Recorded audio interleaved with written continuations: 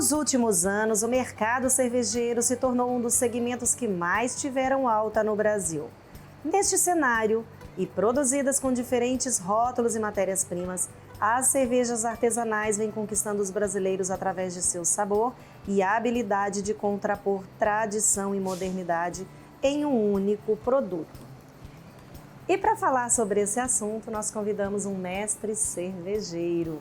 Na realidade, o Brasil Cozinha desembarca no 09 Cervejas Artesanais. E o Bruno, que é o nosso mestre cervejeiro, vai contar toda essa trajetória, toda essa história, né, pra gente? Tudo bom? Obrigada por nos receber aqui. Obrigado pelo convite. Quer dizer que você é da cerveja. Com certeza. É isso? Sempre fui fã de cerveja, desde antes de conhecer esse mundo das cervejas artesanais. Quando fui descobrindo as artesanais, foi uma paixão logo de cara. Bom, você me contou antes que na realidade você não era dessa área, não tinha nada a ver. Eu até aprendi uma palavra nova dentro do mundo da cerveja, que é o tal do cigano, que eu não sabia o que era isso. Você veio de que área? Eu trabalhava com TI, outro mundo, outra história. Ou seja, nada a ver. Mas já tinha essa paixão pela cerveja, primeiro como apreciador, depois brincando de fazer cerveja em casa, panelinha no fogão, numa época que não tinha loja de insumo, não tinha tanta facilidade assim. Por acaso eu descobri na internet, faça a sua cerveja em casa. Fui fazer cerveja em casa, fui atrás, comprei um kit, veio de Campinas na época, com insumos, com malte, lúpulo, tudo que precisava para produção. Comecei a brincadeira, que aí foi evoluindo ao longo de um bocado de história até chegar a ser o cervejeiro cigano, que foi o começo da jornada empreendedora dentro do mundo da cerveja, ainda em paralelo com o trabalho de TI. Sim, mas nesse momento você percebeu que o TI não tinha nada a ver para você mais? Você queria mudar, estava insatisfeito? Para falar bem a verdade, eu sempre gostei, continuo gostando da área de TI, acho super interessante, estou sempre ligado nas novidades, tá muita novidade atualmente, né? Mas a cerveja, a produção de cerveja... Te encantou? Me encantou e aí não tinha comparação, não tinha como comparar o TI com o prazer de produzir a cerveja que eu tanto gostava.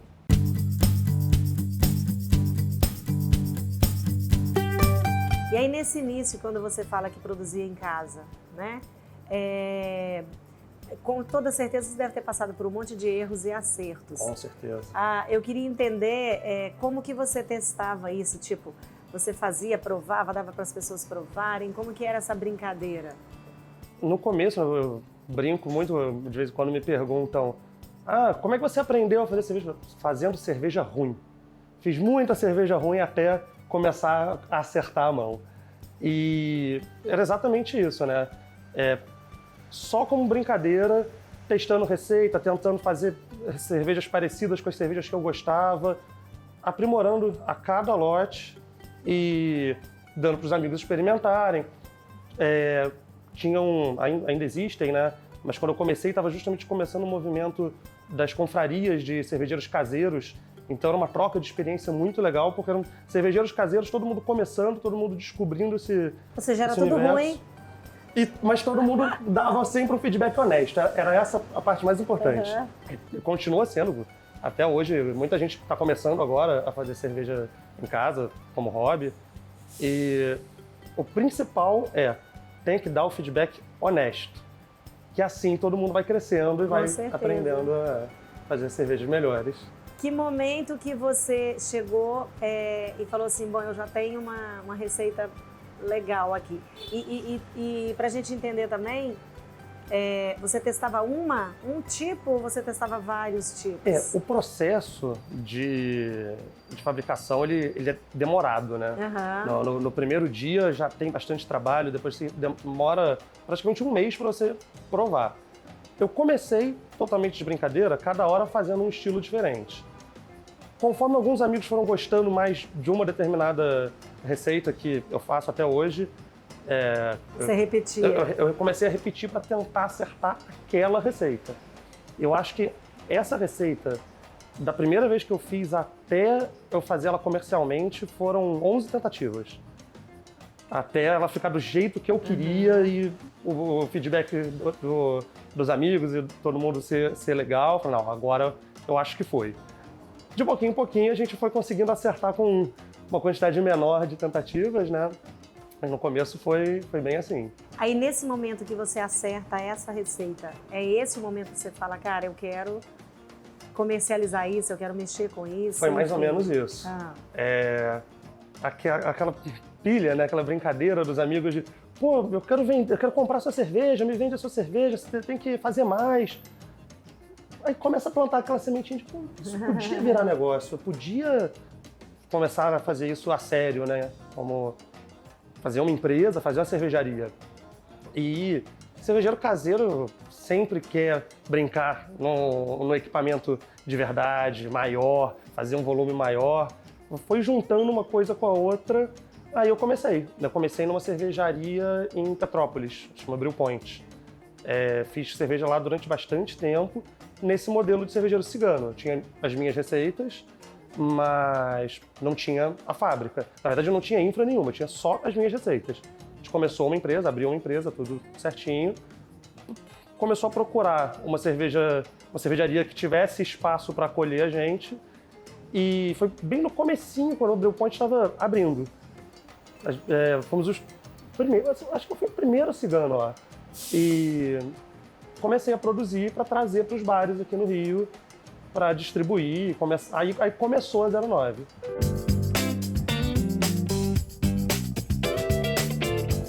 E aí, como é que você levava isso para essas... Você dava uma amostra? Como que era o... Sim, nossa. Como é que você fazia com que a pessoa comprasse, investisse nela, né? Exatamente.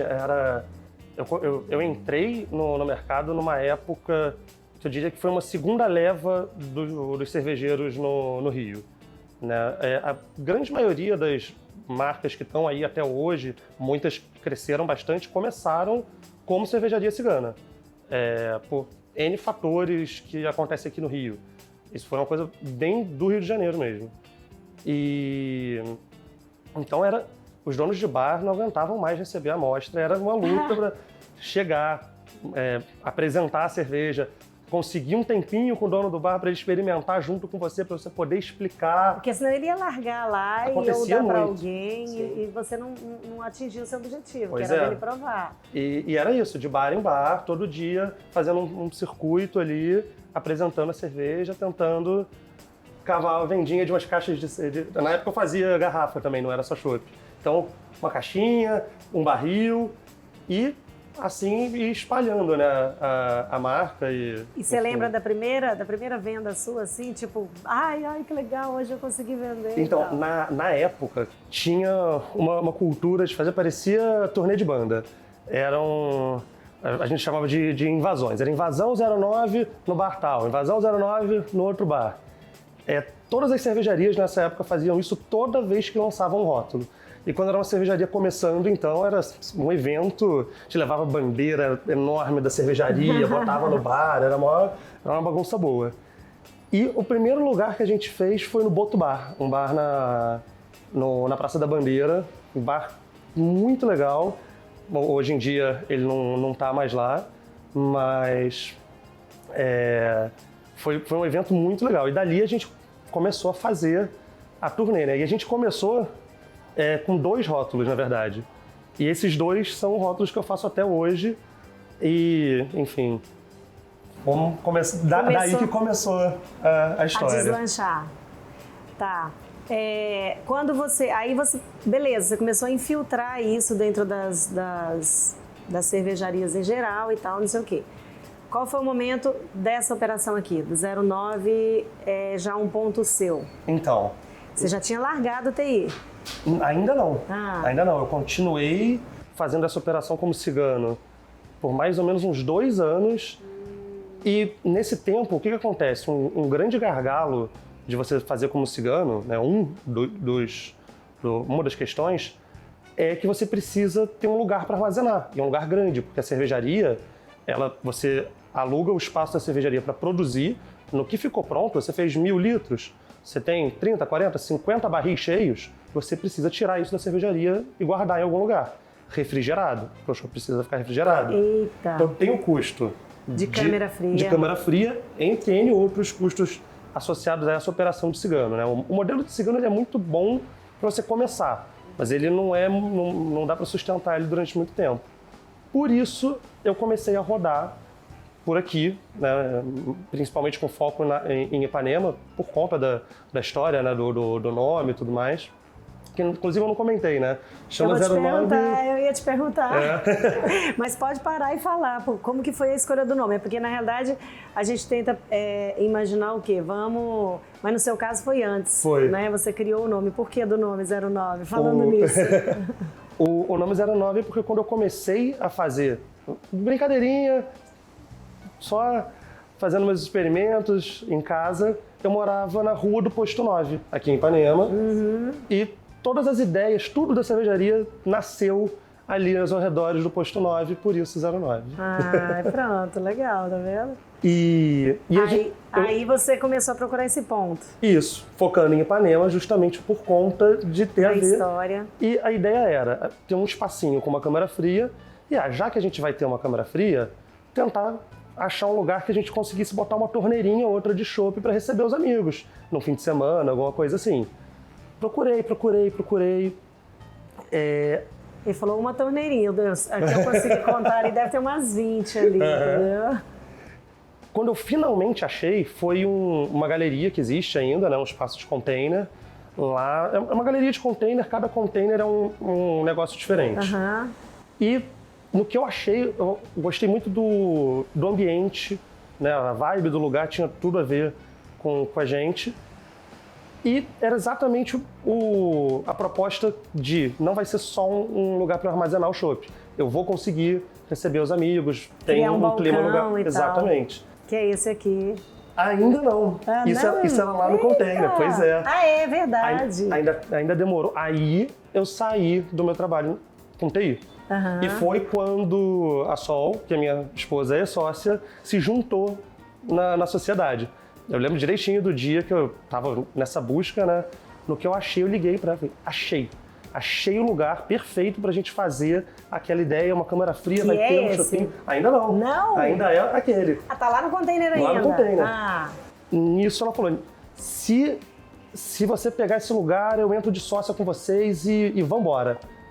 Ela não estava mais trabalhando na área dela nessa época, eu saí do meu trabalho com TI e a gente começou lá. Lá era eu e ela atrás do balcão, mais nada, 9 torneiras de chopp e era isso. Durou um ano e, né, como eu comentei, era só chopp. Aí lá tinham outros negócios. Outras operações. Isso. Tinha uma que era uma hamburgueria, que eu vou comentar ainda, tinha uma pizzaria, tinha uma operação de poke. Enfim, tinham vários outros negócios, entre lojas de roupa também, era como se fosse um complexozinho gastronômico. Exatamente. E que foi muito do que a gente trouxe para criar isso aqui. A gente ficou lá um ano, a gente ficou lá de outubro de 2018 a outubro de 2019. Aí a gente veio para cá, começou a obra para fazer o Espaço 09, como é hoje, que aí sim a gente chega nesse balcão.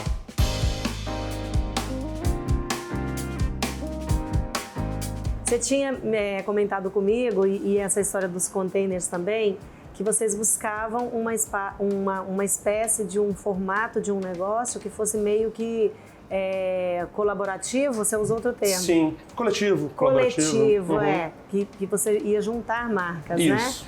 Né?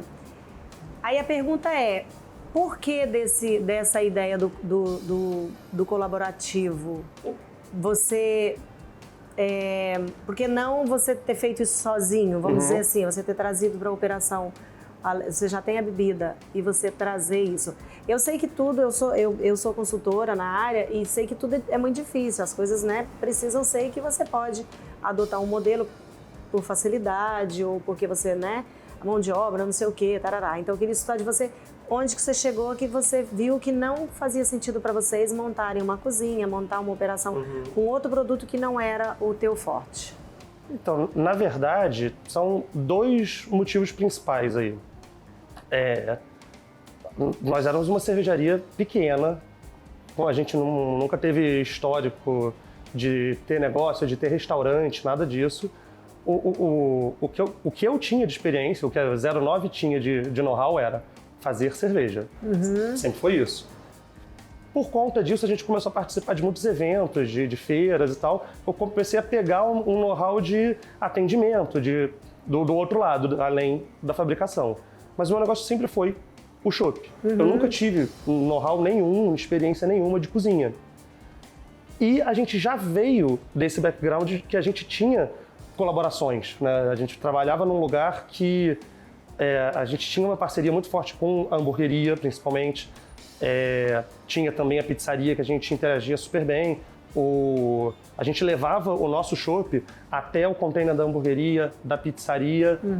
E então a gente achou que faria sentido eu continuar focado no que eu sei fazer, que é produzir chopp, trabalhar com chopp, e trazer outras marcas para tocar a parte das cozinhas, né? Fora, claro, questão de custos. A gente está num ponto muito bom em Ipanema, uma casa relativamente grande, e era um momento que não seria viável nem para a 09, nem para nenhuma das outras marcas com quem a gente estava conversando, pegar um ponto assim. A ideia era se unir para viabilizar dividir isso. Os custos Exatamente. E, né, por consequência, gerar mais lucro. Isso. E também, assim, a gente foi atrás de marcas que fossem como a gente. Não fosse alguém querendo abrir uma franquia, uma coisa onde o dono fosse ficar um pouco mais distante, alguma coisa pronta. Se o mais fundador, artesanal. isso. Onde os fundadores fossem estar ali botando a mão na massa, que nem eu sempre fiz, o pessoal do Encarnado que veio com a gente também sempre fez. A gente estava atrás de marcas que fossem assim. Fizessem sentido, né? Que juntasse essa ideia, né? Bom, a gente está quase chegando no final desse primeiro bloco e dá para perceber que o assunto é longo. A gente vai falar tentar falar para o público, porque essa ideia da cerveja artesanal, realmente, conforme você falou, ela pipocou. E o Brasil é um país cervejeiro, né? É um país que vende, que consome muita cerveja, o mercado cervejeiro é muito grande aí. Então, depois eu queria que você falasse, a gente vai trazer isso para as pessoas sobre regulamentação, que as pessoas não sabem, sobre o processo de produção, que a gente vai mostrar aqui, né? Que você tem a fábrica aqui dentro hoje. A gente vai contar mais ou menos como que funciona tudo isso, até o momento de realmente você estar servindo isso para o público, porque não é simples, né? Não tem toda uma trajetória por trás para poder gerar sucesso. Eu vi que você tem um painel ali imenso, com tudo quanto é sabor, a gente vai falar sobre isso também. Eu já provei muita cerveja artesanal e tinha umas que eu achava loucura. Eu chegava pra mim e falava, cara, eu não dou conta, né? E olha tem coisa bastante inusitada. Eu acho que às vezes tentam muito. E aí fica aquela coisa. Mas eu não sou muito dessa coisa não sou uma bebedora de cerveja, não, sabe? Eu sou mais da leva do vinho.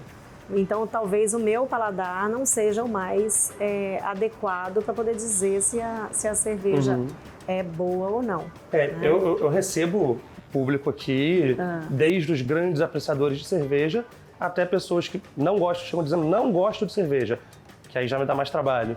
Ou alguém que fala que gosta mais do vinho. Não, mas é um desafio que eu gosto. Então, vamos encerrar esse bloco aqui com uma assim. Com certeza. Para eu provar e falar para vocês. Mas olha, é difícil, viu? É muito legal. Você tem isso é um resfriador de copo, né? Sim. Interessante. Posso partir para um pouco inusitada? Pois é, pode, mas o que vai sair em cena pode não ser tão agradável. Sabe aquela coisa da cara? A cara mostra tudo, né?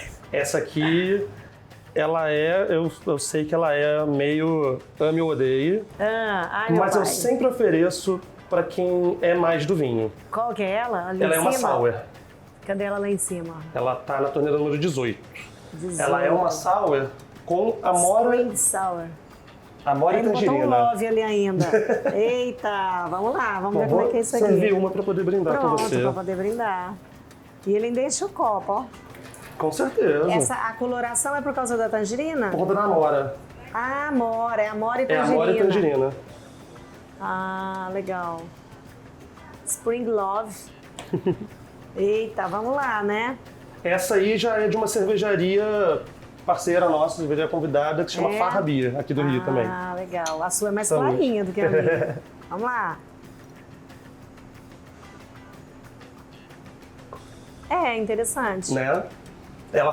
A reclamação que os cervejeiros fazem desse estilo normalmente nem parece cerveja. É verdade. Ela é uma cerveja, mas ela é uma Catarina Sour, que é sour, né? Ela é mais ácida. Tem Isso, eu ia falar isso, que ela é bem ácida. Sim, a proposta dela é ser ácida e a Catarina Sour, ela é ácida necessariamente com adição de alguma fruta. E ela deixa o retrogosto, ele tá bem focado na fruta. Sim. Né? E, Catarina Sour, uma curiosidade legal, é que foi o primeiro estilo de cerveja reconhecido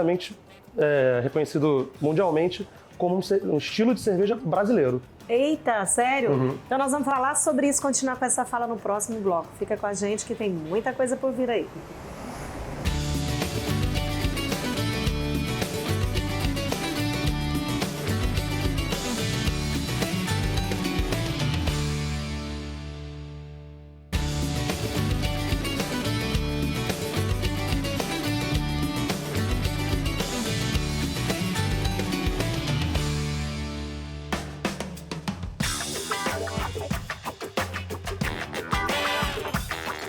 E a gente vai continuar com aquela fala deliciosa. Primeiro, eu queria... E ele já serviu outra aqui pra mim, gente. Essa aqui é qual?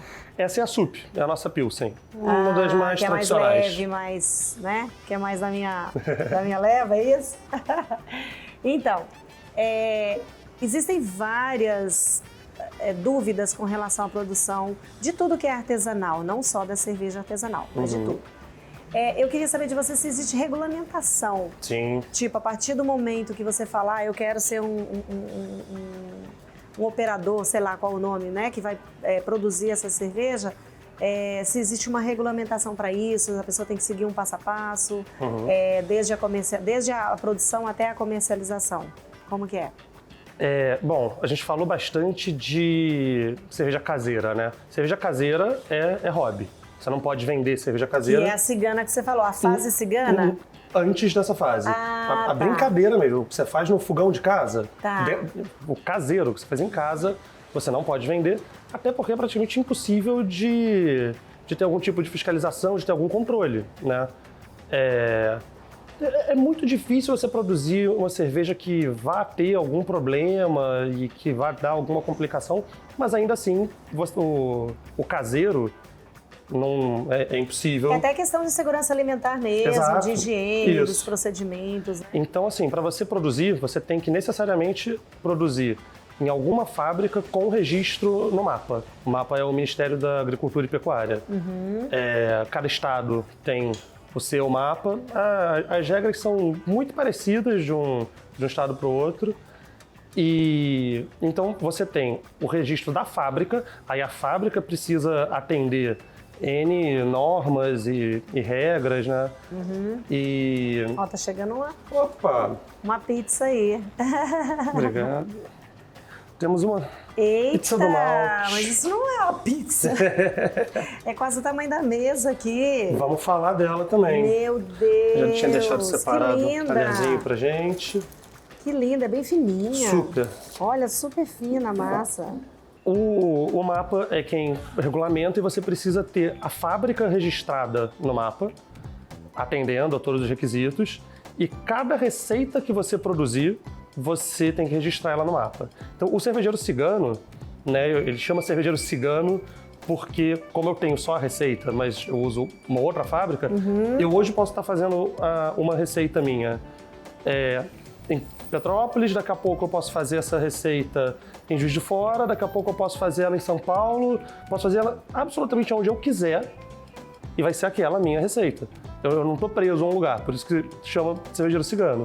Só que cada lugar que eu for produzir, eu tenho que tirar o registro daquela receita atrelado àquela fábrica onde eu produzi. Estado. Isso. A fábrica, na verdade, porque se eu produzir, inclusive foi o nosso caso, a gente já produziu na Brew Point, a gente produziu na Domitila, na Odin, a mesma receita, mas eu tinha um número de registro daquela mesma receita atrelado a cada uma das fábricas onde eu fui, mesmo sendo todas no estado do Rio. E então, para a gente vir para o modelo que a gente está agora, a gente justamente fez isso.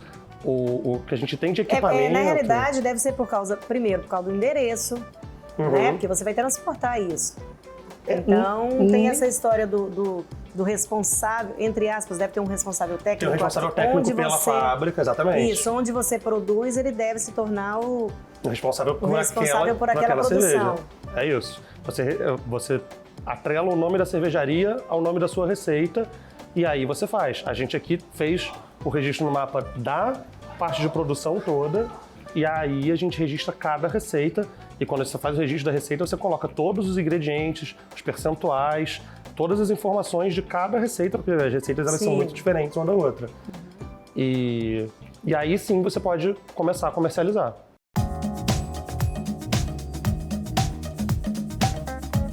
A base para a produção da cerveja, eu imagino que seja muito parecido com o prato que você vai criar. Então, por exemplo, a pizza, você tem a base da farinha, a base que é a massa.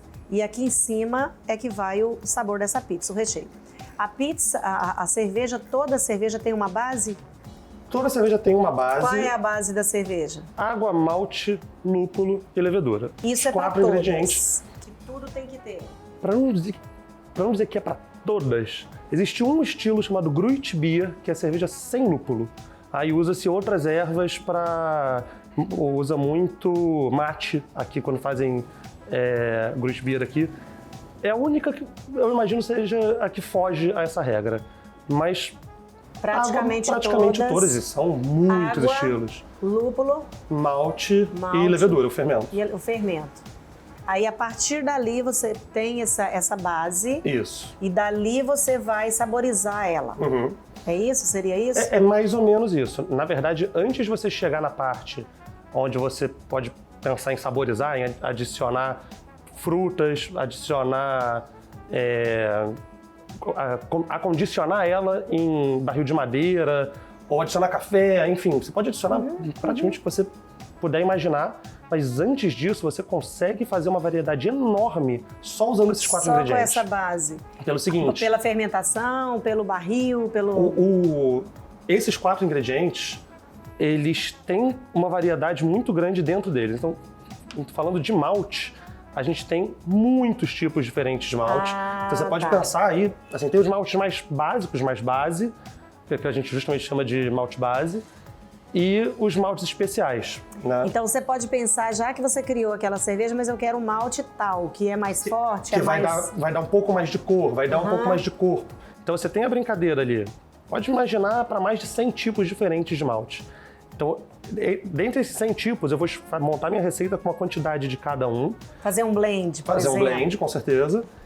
E a quantidade de malte também vai influenciar no teor alcoólico, no corpo da cerveja. Então aí você tem a variedade da quantidade de maltes, mais as quantidades que você vai, mais a quantidade total de malte. E aí você passa para o lúpulo, que é exatamente a mesma coisa. Vai ter um lúpulo que vai trazer, lúpulo americano em geral, puxa sabores cítricos. Lúpulo inglês, você pega um herbal, um terroso. Então não é simples assim não, não é a massa da pizza e o recheio, são as combinações. E isso vai do paladar do mestre cervejeiro? Com certeza. Tipo acontece com o vinho, enfim, ele vai provando, ele vai... quando você consegue misturar aquilo ali tudo, vai para um barril, vai para algum lugar para fermentar. Aí você vai tanque como esse. Aí você vai testando isso? Sim. Provando no sentido, eu vou testando aqui para ver se chegou no ponto que você quer? Não exatamente. Você monta a receita, você escreve a receita já mirando em alguma coisa. E você espera a fermentação acontecer para te entregar aquilo. É claro que é importante, né? Após a fermentação, principalmente você provar, para você ver a maturação, ao longo da maturação, com certeza sempre ir provando, mas existe um livro de estilos, né? Um guia. Então, você pensa, vou fazer uma IPA. Você, vindo consultar esse livro de estilos, você tem uma IPA, para ser considerada uma IPA, ela tem que ter de 5,5 a 7,5 de álcool. Mais do que isso, ela já vai ser uma Double IPA. Menos do que isso, ela vai ser uma Session IPA. Ela tem que ter um amargor, que agora, se não me engano, vai de 45 a 75 de IBU. IBU é o índice de amargor. Quanto mais alto, teoricamente, mais amargo. ela tem que ter uma cor. Aí vão os maltes. Também tem uma faixa de cor para se enquadrar em IPA. Tem todos esses aspectos para você chegar numa IPA. Eu quero fazer uma Pale Ale. Você tem os dados, você escreve a receita. Como tem essa complexidade enorme de ingredientes, né, essa quantidade enorme de ingredientes, você pode fazer infinitas IPAs diferentes e elas serem consideradas IPAs. Mas você tem aquela regra ali para você, né, é a meta para você seguir, para você chegar numa IPA, por exemplo. Então, o mais ideal é que você já defina as suas receitas e tente seguir, porque se você ficar mudando, o negócio complica, né? Mais ou menos. A graça da cerveja artesanal é justamente a gente poder não ter compromisso nenhum em fazer uma coisa específica. Sim, mas se você já colocou no mercado determinado, com certeza, produto e que está vendendo... Com certeza. São propostas e propostas. Por exemplo, a gente aqui, como um brewpub, né? O brewpub é o bar que tem a fábrica no mesmo lugar, uma coisa só. A gente só produz pra cá. A gente rarissimamente manda cerveja pra fora. Você parou de vender, então? Parei. Por conta principalmente da capacidade de produção. A gente tem uma capacidade mais ou menos pequena, né? São tanques de 300 litros, uma produção de 300 litros. Cada tanque eu vou fazer um estilo diferente. E, por exemplo, eu tenho... A gente pode ir conversando e entrar ali para certeza. mostrar isso?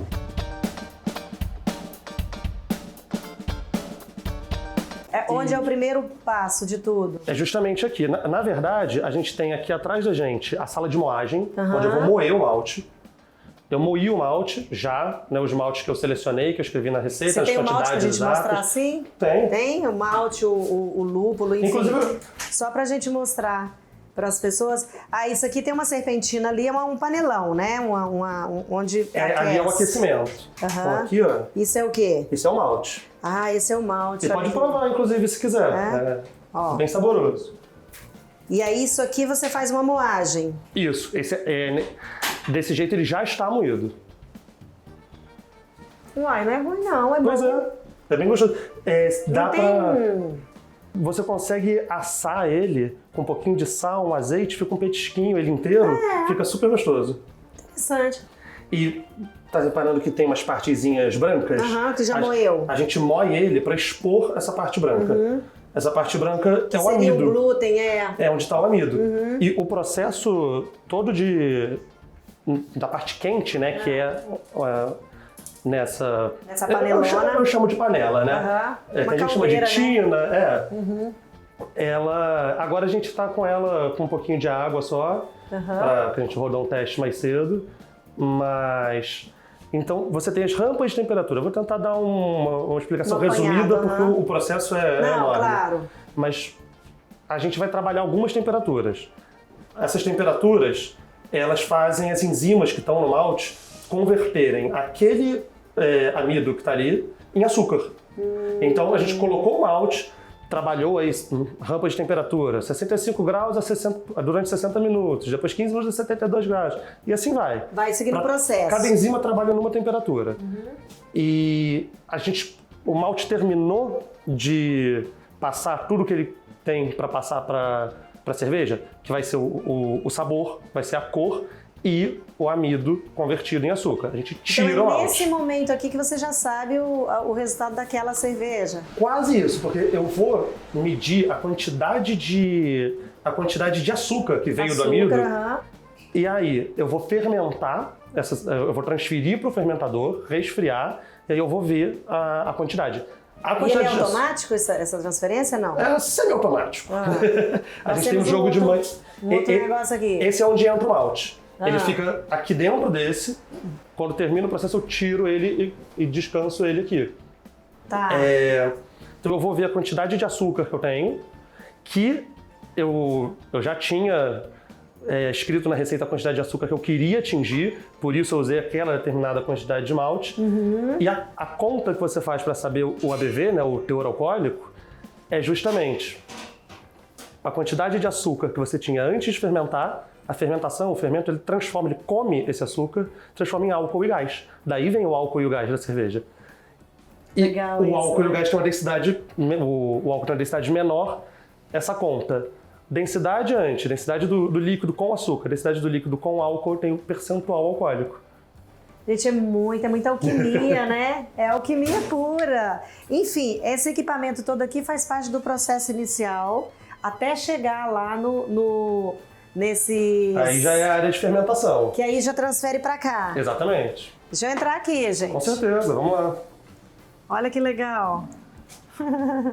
Aí aqui você coloca ela para fermentar. Isso. Então cada tanque desse, a gente tem uma cerveja diferente, a gente consegue ver a temperatura que cada um desses tanques está, né? Nesse daqui a gente tem uma cerveja que está a 20 graus, ela está fermentando. Aqui ela já está no final da maturação, ela está a 1 grau. Quanto tempo, geralmente, médio? Depende do tipo da cerveja? Depende um pouco, mas a média é. Esse processo que eu comentei ali na parte quente é o primeiro dia. 8, 9 horas de trabalho. Parte quente não pode parar no meio, senão desanda. Já era. Então, você faz toda a parte quente, transfere para um tanque desse, devidamente refrigerado, porque se a gente colocar o fermento na cerveja ainda quente, ele morre, né? Ele é um organismo vivo. Ele vai fermentar durante 1 semana, maturar durante 2 semanas, pelo menos. Então, aí, de 3 a 4 semanas, a gente consegue transferir de um tanque desse para os barris ou garrafas, latas, se fosse o caso. De alguma forma. Isso. Então, quer dizer, se você tem, tipo, 20 tipos de cerveja, você tem que ter um controle bem para poder produzir, que você produz 3 aqui, no caso? Tem mais um tanque um pouquinho menor ali. Ou uma enchendo tudo também, um tipo. Normalmente, que é justamente o que eu estava comentando, da graça de poder fazer várias receitas diferentes e mudar toda hora. Então, cada hora eu estou enchendo um tanque desses com alguma diferente. É claro que, por exemplo, eu tenho ali a Terral, é uma APA que eu tenho. A Terral é a Terral, eu não vou ficar mexendo nessa receita. Depois que eu já dei um nome e estabeleci ela, a receita fica, a gente segue ela. Mas toda hora tem receita nova. E outra coisa, como é que você vai testando ali para saber se já está no ponto? Então, ali a gente tem um saca-amostra, né, uma torneirinha, aonde durante a fermentação nem vale a pena tanto ficar provar. Testando, mas você já sabe. Ao longo da maturação, você terminou a fermentação, aí é interessante você ir provando para saber quando você diminui a temperatura para iniciar a maturação, se você precisa subir um pouquinho a temperatura para fazer algum ajuste, e aí sim é provando. Meu Deus do céu, olha, eu vou te contar. É o processo, né? Todo o processo de produção é isso, né? Provar essa pizza. Eu deixo você provar. Tô pagando hoje.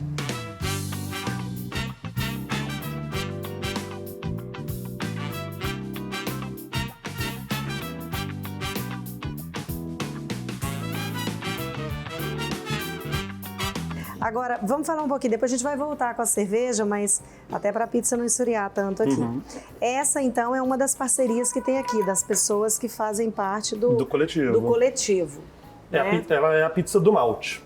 O nome vem justamente... Ah, massa! Exatamente. Ela vem da interação com a cerveja, né? Ela e a cervejaria conversam muito de perto. Né? A ideia dela sempre foi fazer uma massa fininha, crocante, para não ficar pesado, né? E conseguir acompanhar legal a cerveja.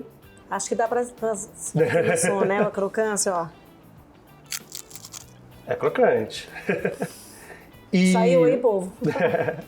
E ela se chama do malte porque ela é feita à base do malte da produção da cerveja. Lembra que eu comentei? O que sobra? Isso. O que seria descartado, a gente aproveita, né? E aí eles fazem a massa da pizza aproveitando o malte que seria descartado, que é super rico em fibra, você faz uma massa saborosa, você consegue fazer uma massa crocante. E ainda entra a sustentabilidade, né? Exato. Sustentabilidade, economia circular. Aí a Sol que saberia falar muito bem, que é nossa sócia E a pizza... da pizzaria. Então hoje, dentro do que serve aqui é a pizza e o hambúrguer que a gente vai mostrar daqui a pouco, né? Isso. A gente até tem uma cozinha de petiscos também, que a gente mesmo, por enquanto, tá rodando, porque o público da cerveja pede um pastelzinho, pede um petisco, acompanha bem. Mas o carro forte é isso. É a pizza e o hambúrguer. E a pizza, ela não para aí, não. Ela não leva água, ela leva o nosso chopp Pilsen, esse que a gente está provando agora. No lugar da água na massa. O molho de tomate é uma redução de tomate no nosso Pilsen, no sup. Então, ela conversa bastante com a 09. Fez todo um processo, né? É tudo feito aqui. O molho, o pesto, esse pesto de manjericão, a massa a gente faz do zero. Muito interessante mesmo. E a gente está chegando ao final de mais um bloco. O papo aqui acho que precisaria de uns 2 programas. É isso aí, vamos pro próximo bloco. Daqui a pouquinho a gente vai apresentar o hambúrguer que é servido aqui na casa e vamos dar continuidade a esse processo da cerveja, que ele é bem longo, viu? Fica com a gente aí.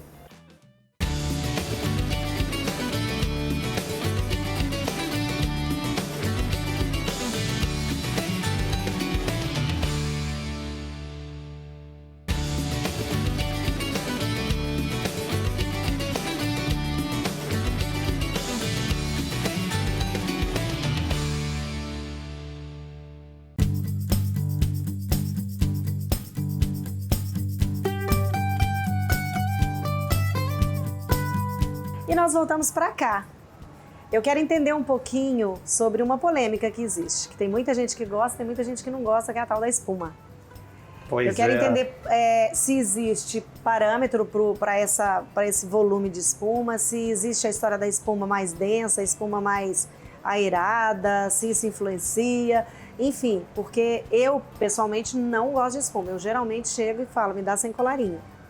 É realmente uma polêmica, muita gente não gosta, mas ela tem sua importância, tem várias coisas que a espuma ajuda, né, o colarinho.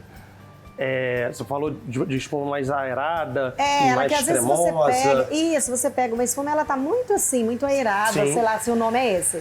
Faz e tem sentido, umas né? outras que são bem densas, assim, que são mais Isso, mais cremosa. cremosa, Isso, mais exatamente. cremosa. Então, eu não sei se isso é em função do tipo de cerveja ou se é na tiragem. É muito da qualidade do chopp, em geral. Isso, inclusive, quando você...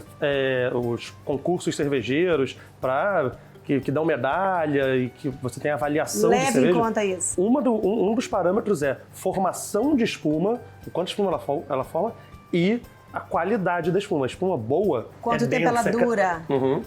E o ideal é que ela seja cremosa, que ela seja densa, até uma brincadeira. A melhor possível, você bota uma moeda em cima e ela fica, não afunda. Tá. Brincadeira, né? E ela ajuda a manter a temperatura, ela ajuda a manter os aromas, o sabor.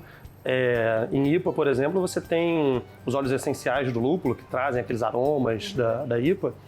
Muitos deles são super voláteis, então eles evaporam muito rápido. Se você tem uma espuma cremosa ali, um colarinho bem formado, até o último golinho do seu chopp, você vai estar apreciando os aromas, os sabores dela. E mantendo a temperatura. Ajudando a manter a temperatura.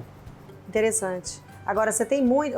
do Rio, como que é isso? É porque, assim, eu vejo alguns locais de chopp que 90% é espuma. Pois é. Você vai um dedinho aí nem eu ali acho interessante. né? E eu imagino que a espuma dentro do seu barril, eu não sei se isso gera uma economia no sentido de faz o chopp render mais. Acho que sim, né? Nem tanto, porque assim, a maior parte da espuma ela vai se transformar em chopp. É claro que ela não vai completar o copo inteiro, mas é muito pouca a diferença. É mais uma questão, de certa forma, cultural. E assim, você te perguntar se tem uma regra, alguma coisa assim. Uhum. No Brasil, não. Mas tem lugares, se não me engano, na Inglaterra, você tem lugares que você tem necessariamente a marcação no copo, até ali tem que ser líquido. Se dali para cima você quiser fazer só colarinho, você faz, aí é por conta do bar. Ou que a pessoa pedir, ao gosto do cliente. Mas tem... Porque, assim, né, eu comentei que a maioria não gosta tanto, mas tem gente que faz questão, pede por favor, se for com pouco, pede para completar com colarinho.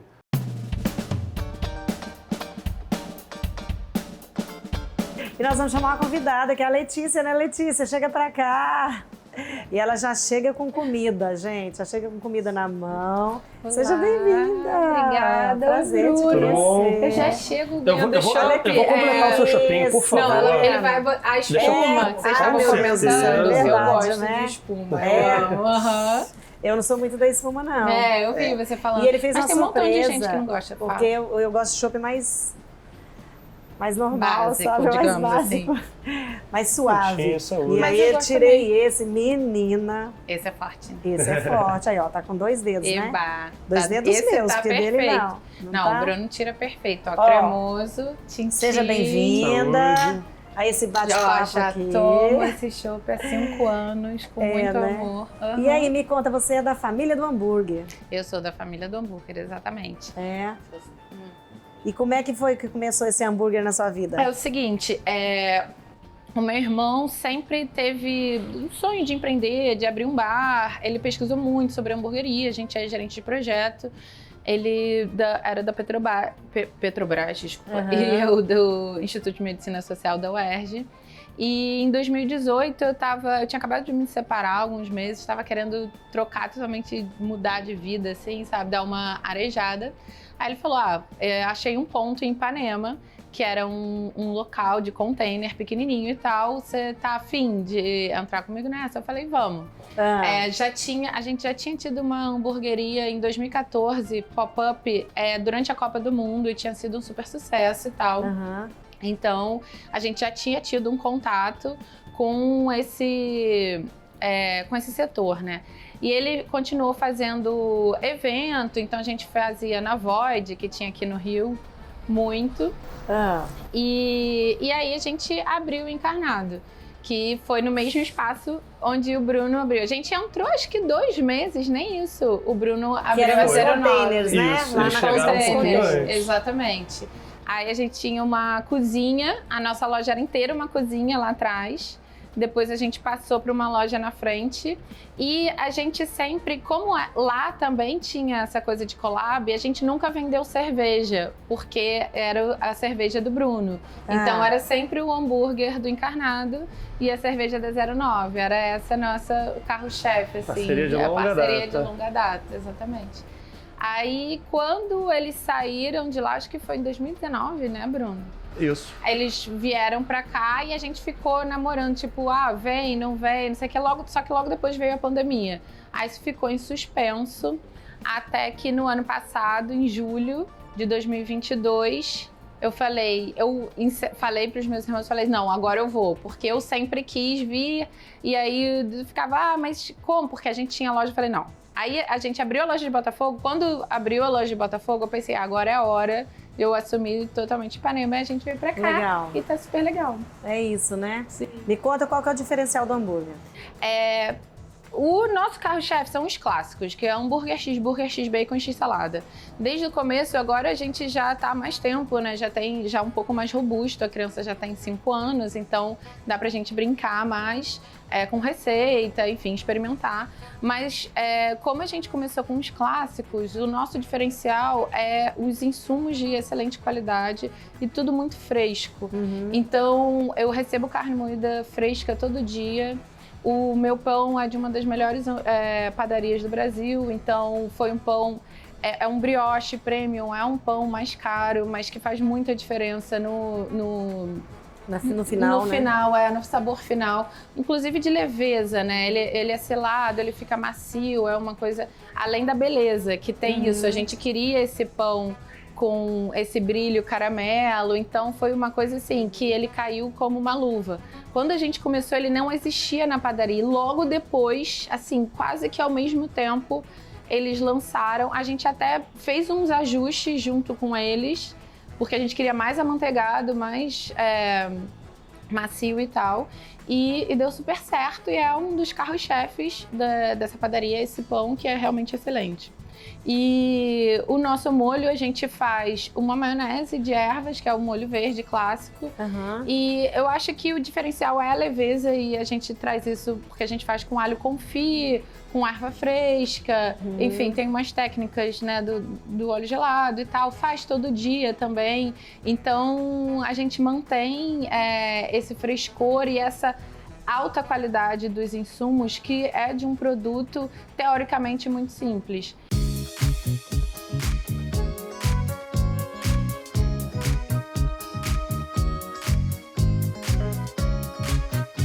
E é isso aí, nós estamos chegando ao final de mais um Brasil Cozinha. E esse programa é isso, é levar até você que quer empreender no ramo da gastronomia dicas de quem realmente entende do assunto. No caso hoje, a cerveja como foco principal, hambúrguer também para harmonizar com essa cerveja maravilhosa. E é isso, o programa vai ao ar toda quarta-feira no canal Empreender. E eu espero vocês para assistir, porque realmente assistir Já é um bom negócio. É isso aí. Assistir já é um bom negócio. Sim. Obrigada, gente. Obrigada a vocês. Que Obrigado. bom.